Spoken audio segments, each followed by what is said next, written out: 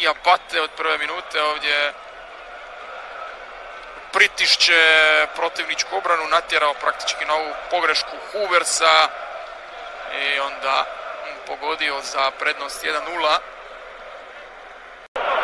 Rošović za Meniha, Menih u situaciji, Greda spašava Keln.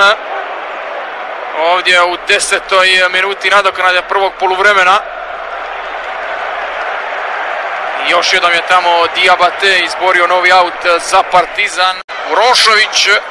Urošović na drugu stranu, Ricardo, 2-0.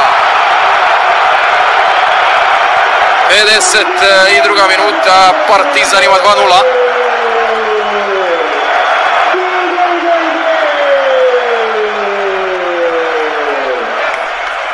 Novi pogodak Ricarda Gomesa i povećanje prednosti za sastav Gordana Petrića ovdje u Beogradu. Novi problemi za Baumgarta i njegove nogometaše. Kainz lijepo podvaljeno za Hektora. Hektor u dobroj situaciji, nema pogotka, 84. Kako ovo nije zabio Tiges.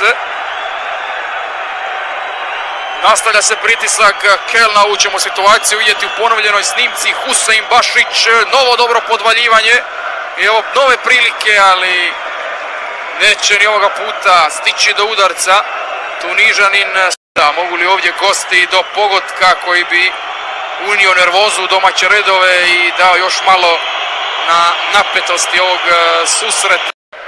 Hvala vam poštovani gledatelji na pozornosti u ovoj utakmici Partizana i Kelna. Ugodan ostatak večeri i laku noć.